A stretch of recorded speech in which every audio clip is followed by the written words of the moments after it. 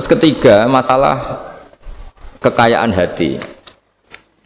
Kekayaan hati ini penting sekali karena rata-rata teman di Grab itu kan miskin lah. Tapi jangan miskin sampai miskin hati gitu. Bahwa kamu nyari nafkah itu sudah ibadah, berkelana di buminya Allah juga ibadah, menyaksikan macam-macamnya orang itu juga ibadah. Bahkan menambah khazanah ilmu. Di antara warisan ilmu yang kita dapatkan dari Rasulullah SAW, misalnya kamu jalan-jalan, punya kaki dua, punya tangan dua. Gara-gara jalan-jalan sering ngerti orang yang buntung. Alhamdulillah meskipun saya hanya Grab masih punya kaki utuh. Terus ketemu orang buta ya gitu.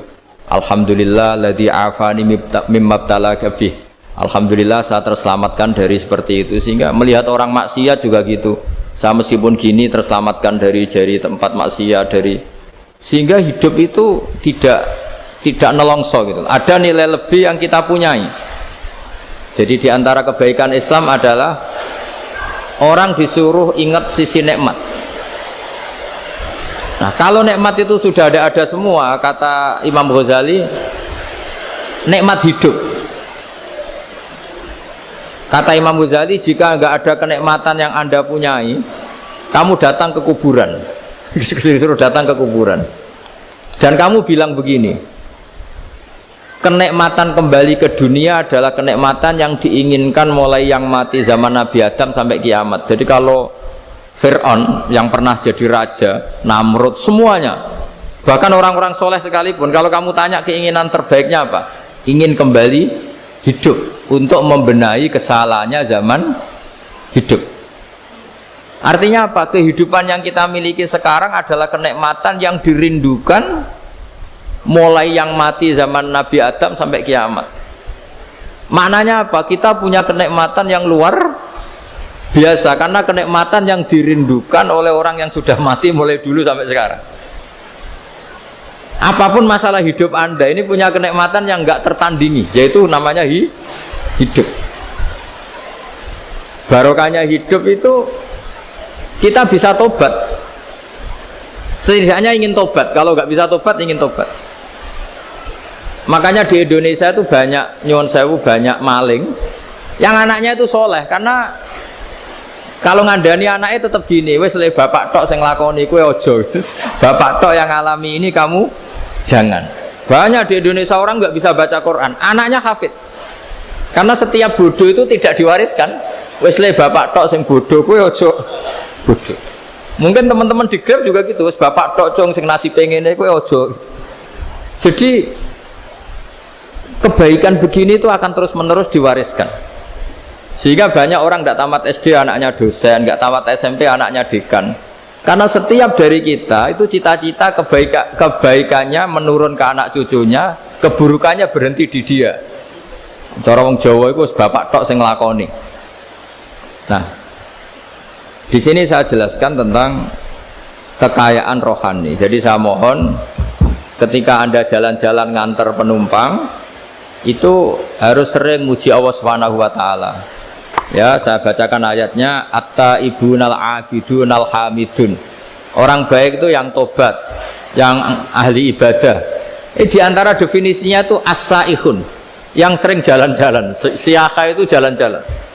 Jadi orang paling bejo sak donya itu sampai harus jalan-jalan ibadah dapat uang.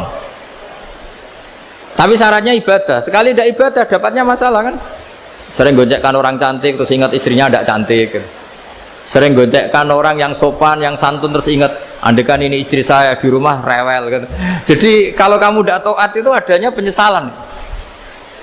Di lampu merah ada orang naik Ferrari, naik Alphard, sementara kamu di rumah hanya mobil butut, kadang malah tidak punya mobil. Jadi kekayaan rohani itu dimulai dari mana? Dimulai dari taat. Cara berpikir itu taat, bukan maksiat. Sekali Anda cara berpikir maksiat, maka adanya hanya penyesalan. Semakin pengalaman di luar, semakin penyesalan. Karena di luar sana banyak orang yang dapat nikmat yang lebih dari Anda. Tapi sekali Anda taat, kamu akan mensyukuri apa yang Anda miliki dan tidak pernah ingin sama yang dimiliki orang lain. Sehingga orang-orang yang sering pergi itu sama Allah dipuji. Jadi tidak ada nabi kecuali di antara ibadahnya itu jalan-jalan. Fasiru fil ardi. Sehingga semua nabi itu mesti pernah melakukan perjalanan internasional. Rasulullah Muhammad SAW pernah jalan-jalan sampai ke Syam, padahal beliau orang Mekah. Nabi Ibrahim yang orang Syam pernah perjalanan sampai ke Mekah. Karena diantara kearifan itu ya dimulai dari apa? Jalan-jalan tadi. Kamu ngerti orang yang macam-macam. Makanya diantara kebaikan umatku kata Nabi itu siyahah fil ard, sering berkelana. Tapi tentu untuk mengambil pelajaran. Atta ibunal abidunal hamidun as-saihun. Nah, agama mensupport itu. Sehingga kata Nabi, jika ada orang kok sholat qobliyah, ba'diyah semuanya di masjid, sama Nabi ditegur, la taj'alu buyutakum kuburan, rumah kamu jangan jadikan kuburan, harus dapat jatah apa? Sholat. Kata ulama, kalau ada orang sering sholat di satu titik, itu ditegur, kamu harus ganti titik yang lain supaya saksi bahwa kamu di bumi sholat itu banyak. Jadi kita ya punya nilai positif juga tentang apa? Karena kita sering siyahah, kalau bahasa Arabnya itu sering keluyuran, saksi kita kebaikan juga banyak. Tapi pesan saya paling pokok tadi ya, jadikan komunitas kebaikan itu punya nilai jual. Syukur-syukur fid dunya hasanah wa fil akhirati hasanah. Ya kita bersyukurlah di Indonesia itu. Saya masih ingat kecil saya itu ya sekitar saya umur 15-14 tahun. Setiap mau pergi itu pesannya orang-orang yang sering pergi itu jangan masuk terminal jam ini di perapatan ini, karena yang namanya preman itu dulu dominan. Sekarang sampai jam 2 ada orang pakai jilbab, kadang ya orang pakai peci, yang nggak pakai peci pun ke musola sholat terus. Yes, pokoknya kebaikan itu jadi komunitas dan jadi nilai jual. Bahkan tadi misalnya ibu-ibu yang pergi malam itu kan mesti ada orang-orang yang jadi langganannya karena terkenal apa? Amanah. Yang dititipi anak juga milih orang yang terkenal apa? Amanah.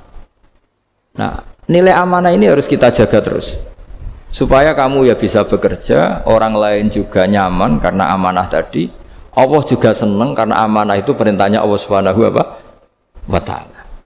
Dan Indonesia harus menuju ke sana. Pemimpin juga harus gitu. Pemimpin bawaannya amanah, bawaannya apa, yang memilih dia juga senang karena nggak malu lah. Tapi kalau kita milih ternyata yang kita pilih tahu-tahu ditangkap KPK kan ya malu gitu. Dulu kita kampanye mati-matian, ternyata dia ditangkap. Tapi kalau dia amanah kan ya senang. Sama kalau tukang Grab ketangkap satu karena penodaan atau karena pengkhianatan, yang malu juga semua. Karena kadang-kadang nanti digeneralisir seakan-akan semuanya seperti itu. Tapi dengan reputasi panjang, nggak pernah terjadi apa-apa dalam Grab kan otomatis lainnya juga terangkat. Nah, ini yang dimaksud wa'tamiru bainakum bima'ruf. Jadikan kebaikan itu urusan bersama. Makanya andaikan negara itu sudah mengoptimalkan polisi, TNI untuk meringkus preman, oke itu baik.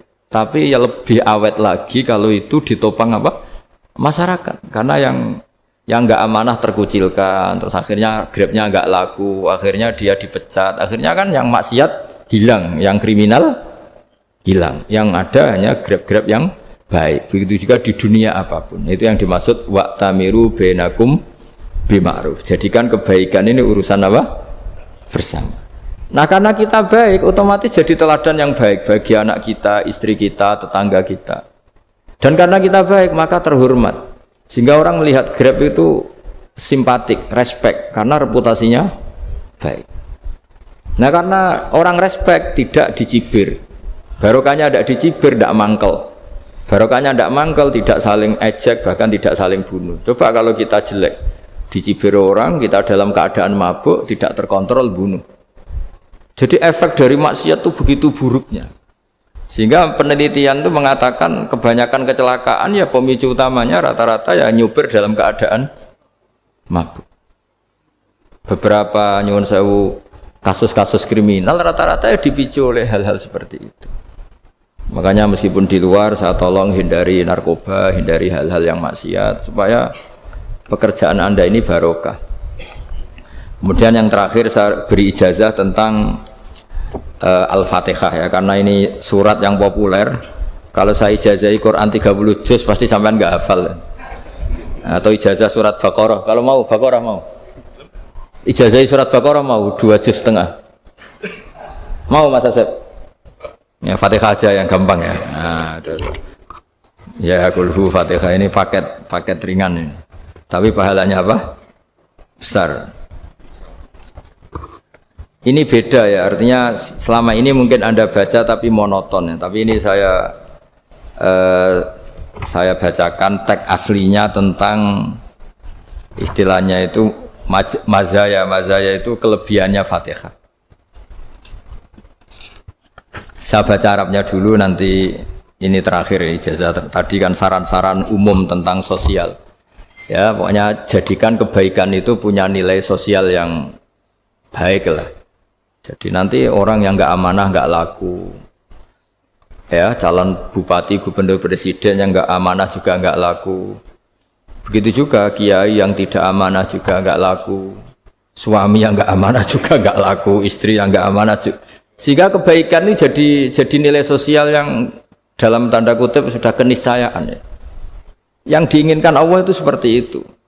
Bukan kebaikan yang dipaksakan karena kekuatan negara. Maksudnya kalau bisa kebaikan itu tidak usah dipaksakan. Memang sudah satu kebutuhan. Tak cerita-cerita di negara maju itu. Bahkan apapun jatuh itu nggak ada yang ngambil apa itu. Makanya gambarannya Mekah Medina kan gitu kan. Barang jatuh nggak ada yang berani apa ngambil, itu saking sudah jadi sistem. Sehingga banyak negara di Eropa itu yang sampai nggak punya tentara, nggak punya polisi karena kebaikan sudah. Nah kita kan masih capek, polisinya aja capek, apalagi masyarakatnya, karena ya kebaikan itu belum jadi nilai apa bersama. Nah, kita selain ditopang negara, ada polisi, ada tentara, itu kita usahakan kebaikan itu jadi nilai apa bersama. Tadi wa'tamiru bainakum bima'ruf. Dan kita punya reputasi yang bagus dalam bab ini. Saya masih ingat kecil saya itu yang jilbaban hanya keluarga kiai. Sekarang rata-rata masyarakat itu jilbaban. Dulu yang sekolah SMP, SMA itu jilbaban kadang dulu malah dilarang ya, harus sama seperti itu seragamnya. Sekarang sudah boleh. Dan nyaman. Lama-lama yang dapat simpatik ya yang pakai pakaian model tertutup seperti itu. Lama-lama gampangane cara wong golek mantu ya golek yang seperti itu daripada yang blodor. Lama-lama jadi nilai bersama. Ya ingin saya seperti itulah. Di terminal juga sama. Orang mau makan cari warung yang kelihatan ada ayat kursinya, pakai jilbab, atau paling tidak dia nggak mungkin lah nyuguhkan yang tiren atau yang haram. Akan ada garansi sosial. Ada apa? Ada garansi apa? Sosial. Dengan penampilan yang soleh itu kan, masa iya nyuguhkan oplosan babi gitu misalnya itu. Jadi nilai sosial itu harus harus benar-benar jadi nilai. Sehingga negara biar gak capek-capek. Polisi juga gak capek kan, karena tugasnya corong Jawa mau ngawat-ngawati tok, tapi sudah tidak perlu tegang karena kebaikan sudah jadi nilai apa bersama. Ingat-ingat ya ayatnya tadi, wa'tamiru bainakum bima'ruf. Jadi kebaikan itu harus jadi nilai bersama. Iktimar itu menjadi urusan bersama. Makanya kalau kita rapat besar disebut apa? Muktamar. Muktamar itu urusan bersama. Ya tadi, imamnya sholat juga menopang Gojek karena enggak lama-lama nopang Grab, nopang Kernet, nopang penjaga Indomaret, penjaga bensin, pom bensin. Lah dia hanya punya waktu 5 menit terus imamnya baca Baqarah kan. Iya imamnya mursyid, mungkin dia tambah lama tambah dapat aplaus dari muhibbinnya, tapi makmumnya dia tambah lama tambah dapat penghormatan dari pecintanya, tapi kitanya wah khusyuk wali kan, dia dapat status naik lah, kita yang sudah tidak ikut jadi wali diganggu apa pekerjaannya. Kalau ada imam seperti itu sampai mufaroqah saja, niat ya Allah sampai sini saja saya makmum orang itu, silakan orang itu punya urusan sendiri dengan jenengan ya sudah, atau salib saja apa. Nah, itu boleh kalau dalam fikih namanya apa mufaroqah. Mufaroqah itu niat, tapi kamu jangan langsung selonong mufaroqah, niat dulu pamit sama Allah bahwa sekarang mau mufaroqah. Tapi ya jadi sholat yang aneh kan, imamnya masih rukuk, kamu terus sujud, terus apa-apa selesai ya. Mungkin dalam pandangan itu orang lain ini maksudnya makmum gimana ini kok begini. Tapi sudahlah Allah Maha tahu. Insya Allah dimaklumi. Ya saya baca tentang Fatihah ya, karena sampean pasti sering baca Fatihah. Supaya apa sekaligus jadi jimat lah gitu. Jadi Kalau kamu sering di jalan-jalan yang mungkin sepi atau mungkin kan tidak semua teman Grab itu nasibnya bagus yang di Semarang Jogja. Mungkin yang di Kalimantan di Papua kan ada yang 10 kilo gak ketemu rumah, ya kan? Ya lihat di TV-TV itu kan kasihan kan. Sudah 10 kilo gak ketemu rumah, penumpangnya kewekar preman tuh kan. Ini makan orang enggak kan gitu.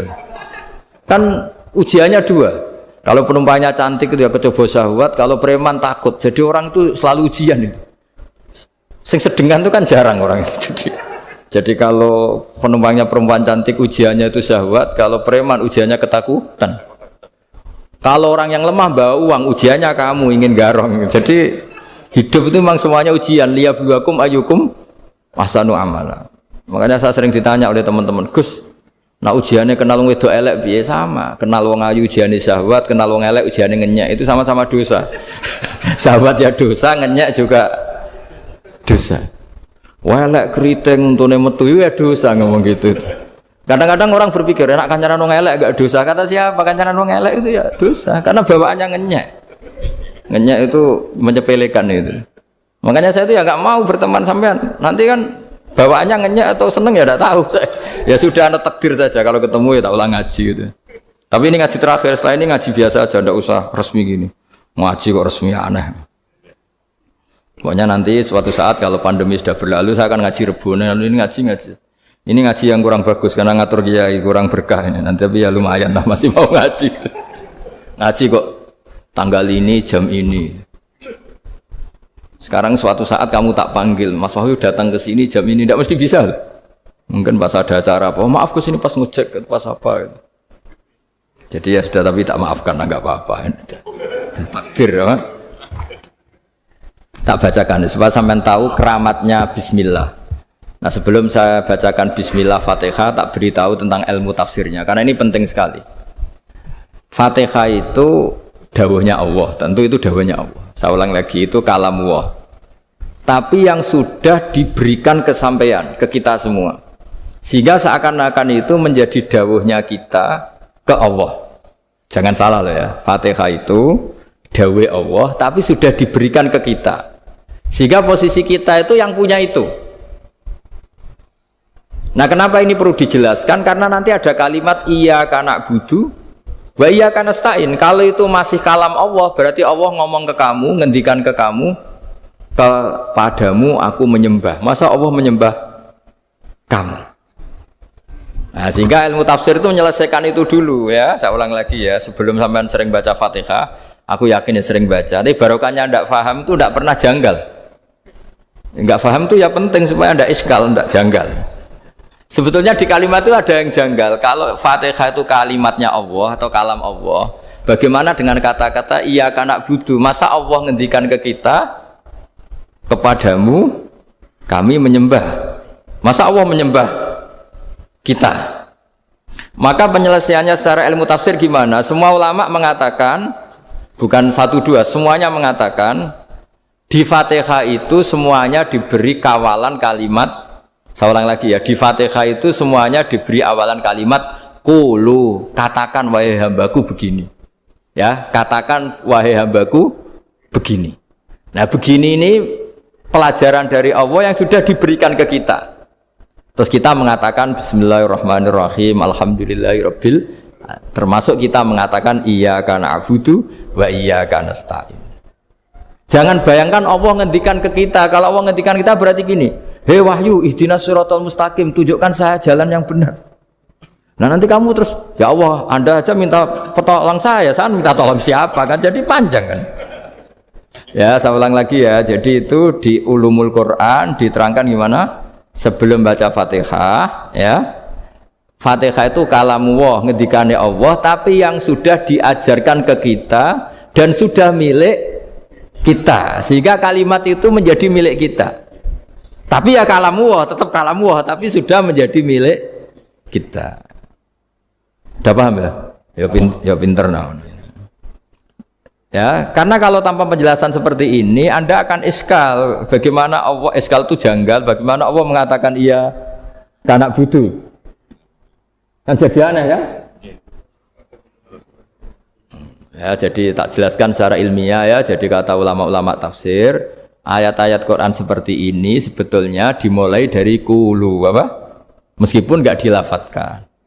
Itu kan sama dengan qul huwallahu ahad Muhammad, katakan kalau Tuhan itu satu. Ya namanya Quran itu kan kalam Allah, membina nabinya, membina umatnya. Makanya dikatakan atau enggak, di sini tersembunyi kata qulu, katakan. Ya. Jadi ya ibarat apa itu? Kamu ngajari anak kamu lah. Le, panggil jenengan bapak kulo. Itu maksudnya anak itu, kalimat itu kalimat kamu, tapi kamu ajarkan ke anak kamu. Terus anak kamu bilang, Pak jenengan bapak kulo. Nah, ketika kamu mengatakan jenengan itu bukan kamu mengatakan jenengan anakku, berarti anakmu itu bapakmu, kan lucu kan? Anak kamu ajari jenengan bapak kulo. Kamu engkau bapak saya.